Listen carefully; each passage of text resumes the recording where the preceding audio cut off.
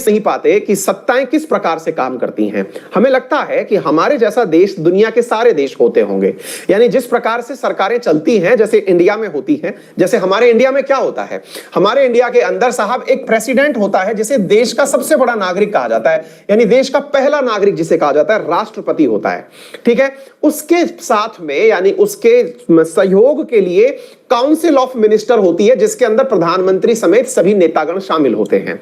ये संयुक्त रूप से हम संसदीय व्यवस्था के अंदर ऐसी चीजें पढ़ते हैं। साथियों, शासन की ऐसी व्यवस्था जिसमें किसी देश का, ये एग्जाम्पल नंबर 1 है, ठीक है बेटा, जिसमें किसी देश का सर्वश्रेष्ठ नेता या सर्वोच्च जो नेता है या किसी देश का सर्वोच्च पद किसी चुने हुए व्यक्ति के पास होता है, किसी इलेक्टेड व्यक्ति के पास होता है। इस पॉइंट को लिख लीजिएगा, किसी देश का सर्वोच्च पद यदि किसी चुने हुए व्यक्ति के पास होता है तो ऐसे देश को हम रिपब्लिक कहते हैं। क्या कहते हैं? रिपब्लिक या फिर गणतंत्र कहते हैं। अब आप पूछेंगे सर एक मिनट, मुझे कुछ चीजें कंफ्यूज करती हैं। क्या कंफ्यूज करती हैं सर? सर मुझे गणतंत्र कंफ्यूज करता है। किस चीज से? लोकतंत्र से। सर लोकतंत्र और गणतंत्र में क्या अंतर है, थोड़ा सा ये बता दीजिएगा। सर लोकतंत्र और गणतंत्र में क्या अंतर है? और सर एक शब्द और है, दैट इज संप्रभु। संप्रभु यानी सॉवरेन। सर इसका क्या मीनिंग होता है? सॉवरेन। सर इसका क्या मीनिंग होता है ये भी बता दीजिए। लोकतंत्र बोले तो डेमोक्रेसी। सर मुझे ये कुछ शब्द हैं जो कंफ्यूज करते हैं। रिपब्लिक, हालांकि डेमोक्रेसी की एक ऐसी परिभाषा जिसको दुनिया सारा मानती है, मैं वो आपके साथ साझा कर रहा हूं।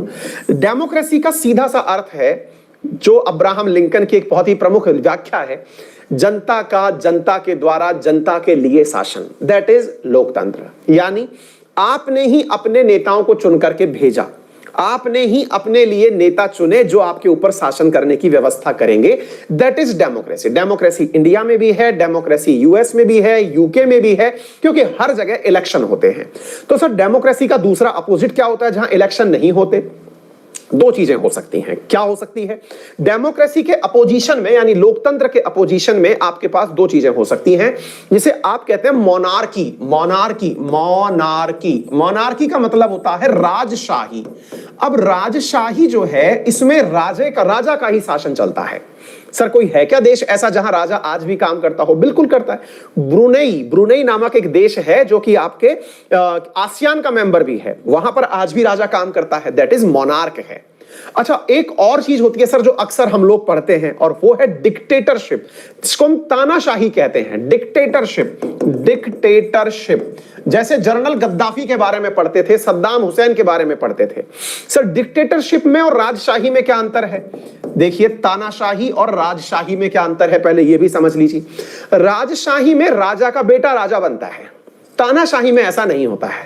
तानाशाह में जो तानाशाह सबसे पावरफुल है वही सत्ता में है। जिस दिन वो चला गया, जैसे फिदेल कास्त्रो जैसे ही क्यूबा से गए, उनके बाद में आने वाला कोई व्यक्ति उनके जैसा समक्ष या सक्षम नहीं रहा तो सत्ता छिन गई उसके हाथ से। यह अपनी ताकत के दम पर रहता है, यह अपनी शासन व्यवस्था के दम पर रहता है। राजा का बेटा राजा, दैट इज मोनार्क। यानी एक राजा, जैसे पहले नेपाल में हुआ करता था कि पहले एक राजा फिर उसके बाद दूसरा राजा, एक सत्ता चली आई लंबे, मतलब 1980 के दशक तक चली आई, और ये लंबे समय तक राजा का शासन राजा के रूप में रहा। ब्रुनेई में आज भी चल रहा है, राजा का बेटा राजा।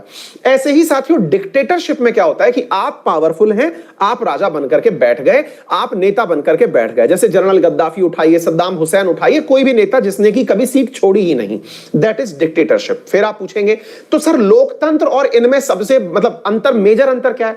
यहां पर देश वो व्यक्ति चलाता है जिसे आपने चुनकर भेजा, यहां वो व्यक्ति चलाता है जो राजा था उसका ही परिवार था। डिक्टेटरशिप में वो व्यक्ति चलाता है जो आया तो लोकतांत्रिक तरीके से था या फिर आया तो जनता का बनके था, लेकिन अब वो सीट नहीं छोड़ रहा है, और ऐसी स्थिति को तानाशाही कहा। अच्छा, अब एक व्यवस्था और होती है और उसमें क्या होता है, जो राजशाही है। अब राजशाही भी तो बोले सर तानाशाही हो सकती है, वो जनता की सुनवाई कैसे करेगी? क्या हम राजशाही को तानाशाही नहीं बोल सकते? बोल सकते हैं। तो ऐसी स्थिति में एक बात बताइए, राजशाही का अच्छा ऑपरेशन या विकल्प क्या हो सकता है? अगर राजा को मतलब सलाह देने के लिए एक ऐसी काउंसिल बनाई जाए, राजा को सलाह देने के लिए एक ऐसी काउंसिल बनाई जाए जो जनता ने चुन के भेजी हो। यानी कि राजा जो है वो मनमर्जी से फैसले ना ले, राजा वैसे फैसले ले जो कि जनता के द्वारा चुनी हुई सरकार उसे लेने के लिए कहे। फिर से सुनिए, राजा ऐसे फैसले ले जो जनता के द्वारा चुनी हुई सरकार उसे फैसले लेने के लिए कहे। तो ऐसी राजशाही को कॉन्स्टिट्यूशनल मोनार्की कहा जाता है। ऐसी राजशाही को क्या कहा जाता है? कॉन्स्टिट्यूशनल यानी संवैधानिक मोनार्की।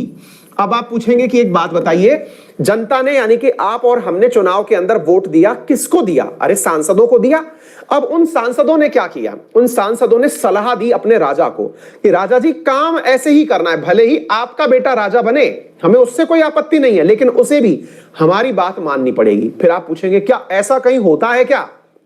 बिल्कुल होता है। कहां होता है? आज भी ऐसा यूके में होता है। यूनाइटेड किंगडम के अंदर आज भी राजा का शासन है। यानी कि जिसको आप क्वीन एलिजाबेथ द्वितीय कहते हैं, वो वहां की महारानी है और वो पूरी तरह से पीढ़ी दर पीढ़ी चली आ रही हैं। लेकिन सर हमने तो कभी उनका नाम इतना नहीं सुना जितना बोरिस जॉनसन का सुना। बिल्कुल आपने सही सुना, क्योंकि जनता ने बोरिस जॉनसन को चुन के भेजा है और जो बोरिस जॉनसन राजा को कहेंगे वही राजा को करना होगा। क्या आपको यह बात समझ में आ गई? तो फिर सर हमको एक बात कंफ्यूज करती है, और वो क्या है? तो सर एक बात बताइए, हमारा देश तो हुआ रिपब्लिक और दूसरी तरफ हुआ कॉन्स्टिट्यूशनल मोनार्क, है ना? कॉन्स्टिट्यूशनल मोनार्क का एग्जाम्पल हमने लिया ब्रिटेन का, है ना, या फिर इसको आप यूके के नाम से जानते थे, यूके, ठीक है। और रिपब्लिक के अंदर हमने एग्जाम्पल लिया इंडिया का। अब एक बात बताइए, हम दोनों में क्या अंतर है? भैया आप दोनों के अंदर एक बहुत बड़ा अंतर है, और वो अंतर क्या है आइए मैं बता देता हूं। इन दोनों में अंतर यह है बच्चों कि इंडिया में जो सर्वोच्च पद बनाया गया है, सर्वोच्च पद, वो राष्ट्रपति का है। वो किसका है? राष्ट्रपति का। इधर की तरफ जो सर्वोच्च पद है वो राजा का अथवा रानी का है। इतनी बात समझ में आई? यहां राष्ट्रपति को सलाह देने के लिए council of minister headed by PM है। यहां पर राजा और रानी को अपनी सलाह देने के लिए काउंसिल ऑफ मिनिस्टर प्लस प्रधानमंत्री है, बिल्कुल वैसे की वैसे। यानी दोनों के हेड में अंतर है, बाकी सब कुछ सेम है। अच्छा, तो इसका मतलब यह हुआ कि हमारे इन दोनों में शब्द जब रिपब्लिक जुड़ जाए तो राष्ट्रपति हेड करता है। बिल्कुल। अब एक चीज और जान लीजिएगा, हमारे यहां राष्ट्रपति का अर्थ क्या है? एक चीज और जानिएगा, हमारा राष्ट्रपति निर्वाचित होके आता है। इनका राजा या रानी वंशानुगत होता है, यानी हेरिडेटरी होता है, पीढ़ी दर पीढ़ी चला आता है। यानी राजा और रानी जो है वो पीढ़ी दर पीढ़ी चला आ रहा है और यहां पर निर्वाचन से आता है, यानी कि इसे हमने चुना होता है। आप कहेंगे सर मैंने कब वोट दिया राष्ट्रपति को? अरे बेटा आपने विधायक को वोट दिया था, आपने सांसद को वोट दिया था, उन्होंने राष्ट्रपति को चुन लिया। यानी कि एक प्रकार से अप्रत्यक्ष रूप से आप ही ने राष्ट्रपति को चुना है। यानी कि हमारा राष्ट्रपति हमने चुना है और इनके राजा को किसी ने नहीं चुना है। तो उम्मीद है अब आपको यह बात बेहतरीन तरीके से समझ में आ गई होगी। पहला पद तो यह था। अच्छा, अब दूसरी तरफ चलते हैं। तो हमने दो चीजें सीख ली, अब तीसरी चीज की तरफ चलते हैं, और वो क्या है? उसके लिए आपको फिलहाल के लिए ये बात सीखनी है, और वो क्या है मैं आपको न्यूज बताता हूं। न्यूज इधर देखिएगा, न्यूज तो मैंने क्या लगाई नहीं है, चलिए कोई बात नहीं, मैं आपको एक बात और बताता हूं, फिर मैं न्यूज तक लेके जाऊंगा। आपको मालूम है वंस अपॉन ए टाइम जब भारत पर अंग्रेजों का शासन था, तो अंग्रेजों के शासन के समय यह कहा जाता था कि भारत ही नहीं दुनिया के ऐसे